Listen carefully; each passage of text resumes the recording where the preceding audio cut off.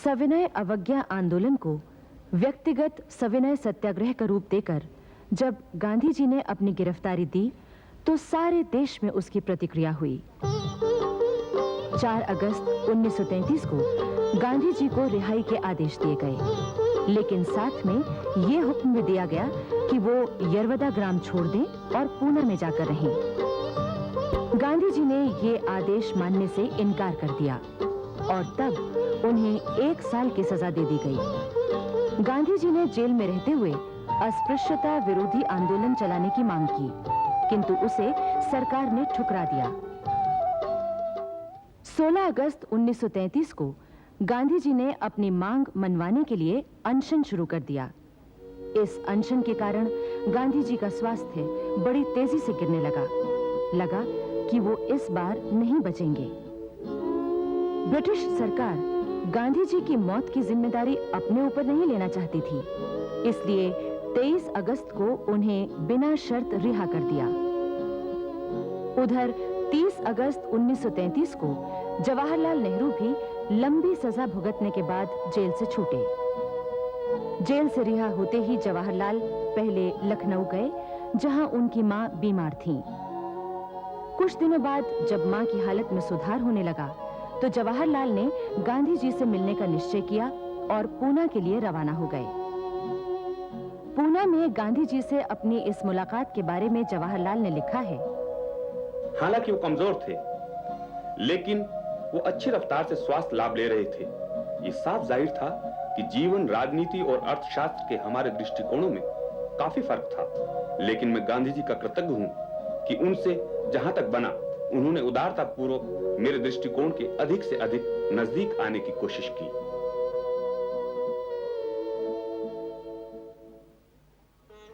गांधी जी ने जब से जेल से अस्पृश्यता विरोधी आंदोलन चलाया था, तब से देश में इसकी व्यापक प्रतिक्रिया हुई थी।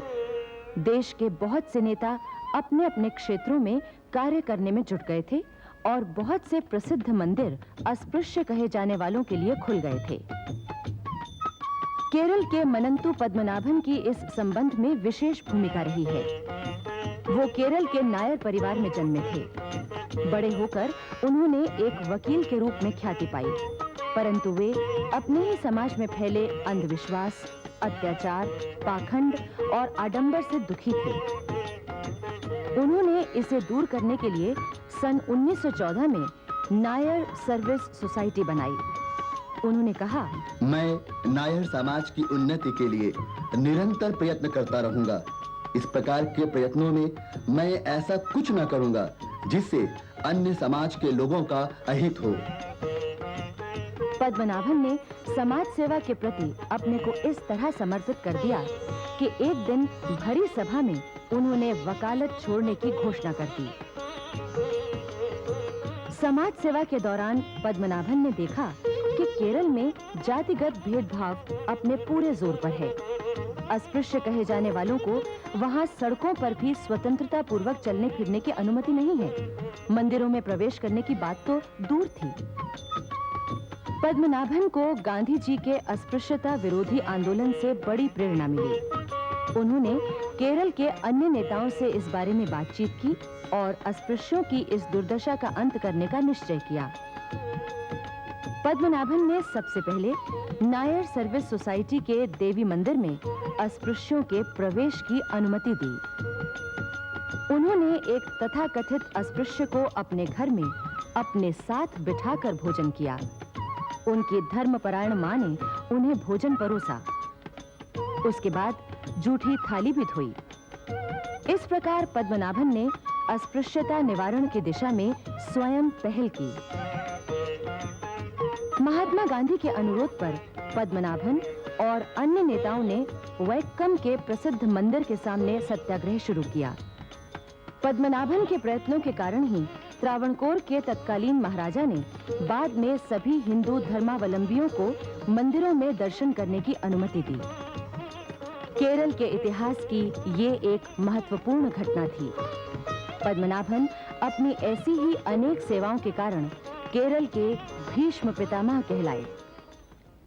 आपको याद होगा कि 6 जनवरी 1933 को सत्याग्रह के दौरान डॉक्टर राजेंद्र प्रसाद को गिरफ्तार किया गया था और उन्हें 15 महीने की सजा हुई थी। जेल में वो दमा से पीड़ित हुए और डॉक्टरों की सलाह पर 17 जनवरी 1934 को उन्हें रिहा कर दिया गया। किंतु उन्हें क्या मालूम था कि जेल से बाहर निकलने पर उन्हें एक दिल दहला देने वाली विभीषिका के दर्शन होंगे और अपनी बीमारी का ख्याल छोड़कर उन्हें रात दिन फिर से जनता की सेवा में जुटना होगा। 15 जनवरी 1934 को बिहार में भयानक भूकंप आया। यूं तो इस भूकंप के झटके कानपुर, इलाहाबाद और बनारस तक में महसूस किए गए थे, किंतु इसका सबसे ज्यादा प्रभाव पटना, मुजफ्फरपुर, मुंगेर और दरभंगा जिलों में हुआ था। डॉक्टर राजेंद्र प्रसाद ने अपने दौरे में देखा कि हजारों घर बर्बाद हो गए हैं। चारों तरफ खंडर ही खंडर नजर आते हैं। जहां तालाब, नदियां, झीलें थीं, वहां रेत के टीले बन गए हैं। अपनी बीमारी की परवाह न करते हुए डॉक्टर राजेंद्र प्रसाद भूकंप पीड़ितों की सहायता के लिए निकल पड़े। उन्हें बाद में कांग्रेस पार्टी की बिहार सहायता समिति का अध्यक्ष भी नियुक्त किया गया। उधर जवाहरलाल नेहरू भी भूकंप पीड़ित क्षेत्रों का दौरा करने आए। उन्होंने 10 दिन तक अकेले ही उन ध्वस्त और नष्ट भ्रष्ट इलाकों का दौरा किया। सुबह 5 बजे से आधी रात तक वो चलते रहते। कभी दरारों वाली टूटी फूटी सड़कों से जाना पड़ता, तो कभी उन नदियों को पार करना पड़ता जिनके पुल गिर पड़े थे और जमीन पानी में डूब चुकी थी। नेहरू जी के शब्दों में, हमने अनेक हृदय विदारक दृश्य देखे। दौरा करते करते हम लोग बड़े पैमाने पर खंडहर और विध्वंस देखने के आदी से हो चुके थे, किंतु मुंगेर जैसे धन संपन्न नगर की विनाशपूर्ण हालत को देखा तो उसकी भयंकरता से हमारा सिर चकराने लगा और हमें कपकपी सी आने लगी। मैं उस महाभयंकर दृश्य को कभी नहीं भुला सकता।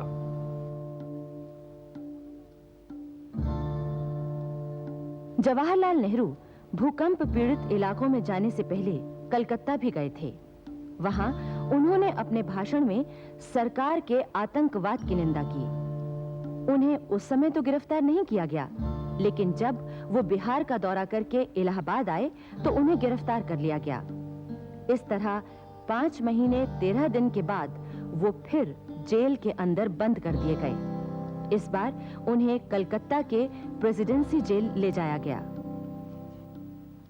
18 और 19 मई 1934 को पटना में अखिल भारतीय कांग्रेस कमेटी की बैठक हुई, जिसमें गांधी जी ने सत्याग्रह स्थगित करने की घोषणा की। इससे बहुत से कांग्रेस जनों में असंतोष की भावना जागी। ये वो लोग थे जिन्होंने जेल में रहकर समाजवादी साहित्य पढ़ा था और उससे प्रभावित भी हुए थे। उन्होंने ये निष्कर्ष निकाला कि इस तरह सत्याग्रह स्थगित करने का अर्थ है कि गांधी जी का नेतृत्व देश को स्वतंत्रता के मार्ग पर ले जाने में असमर्थ है। इसी कारण कांग्रेस में ही समाजवादी दल का जन्म हुआ। पटना में ही आचार्य नरेंद्र देव की अध्यक्षता में एक बैठक हुई, जिसमें समाजवादी विचारों वाले कांग्रेस जनों ने एक नया दल बनाने का निर्णय लिया। आचार्य नरेंद्र देव में विद्यार्थी जीवन से ही राष्ट्रीय भावना जागृत हो चुकी थी। तब वो इलाहाबाद में पढ़ते थे। उन दिनों बंग भंग विरोधी आंदोलन बड़े जोरों पर था। नरेंद्र देव गरम दल के नेताओं, विशेषकर बाल गंगाधर तिलक से बहुत प्रभावित थे।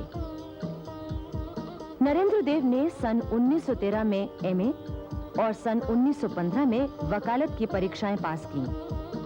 उन दिनों एनी बेसेंट और लोकमान्य तिलक ने देश भर में होम रूल लीग का आंदोलन चलाया था। उससे प्रभावित होकर नरेंद्र देव ने फैजाबाद में होम रूल लीग की स्थापना की थी और वो उसके मंत्री भी चुने गए थे। सन 1921 में जवाहरलाल नेहरू की प्रेरणा से नरेंद्र देव ने वकालत छोड़ दी और काशी विद्यापीठ में आकर अध्यापन करने लगे। सन 1924 में वो विद्यापीठ के अध्यक्ष बने और तभी से उनके नाम के साथ आचार्य की उपाधि जुड़ गई। काशी विद्यापीठ उन दिनों राष्ट्रीय आंदोलन का अंग था। विद्यापीठ के सभी अध्यापक और छात्र अपने को राष्ट्रीय आंदोलन का सैनिक मानते थे। आचार्य नरेंद्र देव के सहयोगियों में श्रीयुत श्री प्रकाश, डॉक्टर संपूर्णानंद और श्री बीरबल सिंह प्रमुख थे। आचार्य नरेंद्र देव कांग्रेस संगठन में बड़ी दिलचस्पी लेते थे। उन्होंने असहयोग आंदोलन और सत्याग्रह में सक्रिय रूप से भाग लिया था। इस कारण वो सन 1930, 1931 और 1932 में 3 बार जेल गए। उनके समाजवादी विचारों से प्रभावित होकर ही उन्हें सन 1934 में कांग्रेस सोशलिस्ट पार्टी का सर्वमान्य नेता चुना गया था। कांग्रेस सोशलिस्ट पार्टी के संगठन में आचार्य नरेंद्र देव के मुख्य सहयोगी बाबू संपूर्णानंद थे। वो भी बंग भंग आंदोलन के समय ही विदेशी शासन के जुल्मों से परेशान होकर राष्ट्रीय आंदोलन में शामिल हो गए थे। संपूर्णानंद जी आरंभ में हिंसात्मक ढंग से स्वतंत्रता आंदोलन चलाने के पक्ष में थे, किंतु गांधी जी के प्रभाव को स्वीकार कर लेने के बाद वो पूरी तरह से अहिंसावादी हो गए थे और जेलों में अनेक यातनाएं सही थीं। दूसरी ओर उन्हें आर्थिक कष्ट भी सहने पड़े। अपने परिवार की उपेक्षा करके वो देश सेवा में पूरी तरह तल्लीन हो चुके थे। सन 1923 से वो काशी विद्यापीठ में अध्यापन करने लगे थे। इन्हीं दिनों वो आचार्य नरेंद्र देव के संपर्क में आए। अपने समाजवादी विचारों के कारण वो आचार्य नरेंद्र देव के अभिन्न मित्र बन गए। कांग्रेस में सोशलिस्ट दल की स्थापना की वैचारिक भूमिका तैयार करने में बाबू संपूर्णानंद का विशेष सहयोग था। 26 से 28 अक्टूबर तक सन 1934 में कांग्रेस का 39वां अधिवेशन बंबई में हुआ। इसी के साथ कांग्रेस सोशलिस्ट दल का भी अधिवेशन हुआ, जिसकी अध्यक्षता बाबू संपूर्णानंद ने की। बंबई के इस कांग्रेस अधिवेशन के अध्यक्ष थे डॉक्टर राजेंद्र प्रसाद। वो गांधी जी के परम भक्त थे। उन्होंने अपने भाषण में कहा, हम एक बार असफल हो सकते हैं, 2 बार असफल हो सकते हैं, पर किसी न किसी दिन हम अवश्य सफल होंगे। उनका यह भाषण निश्चय ही उन लोगों के लिए था जो गांधी जी द्वारा सत्याग्रह स्थगित करने के कारण परेशान थे। इसी अधिवेशन में गांधी जी ने कांग्रेस छोड़ने की घोषणा कर दी। उन्होंने कहा, मुझमें और बहुत से कांग्रेसियों में मतभेद है, इसलिए मुझे कांग्रेस में नहीं रहना चाहिए। किंतु व्यावहारिक तौर पर बाद में भी गांधी जी कांग्रेस में ही बने रहे। गांधी जी से लोगों के मतभेद का एक कारण यह भी था कि सत्याग्रह बिना शर्त वापस लिया गया था।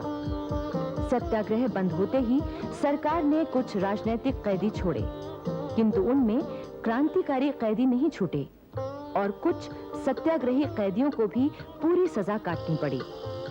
अनेक क्रांतिकारी कैदी और सत्याग्रही लंबे समय तक जेलों में बंद पड़े रहे।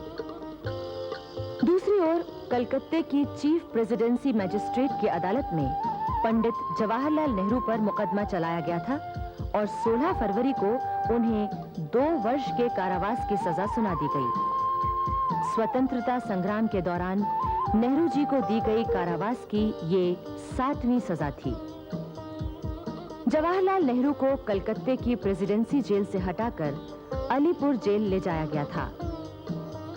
2 बरस की वो सजा उन्हें इसी जेल में भोगनी थी।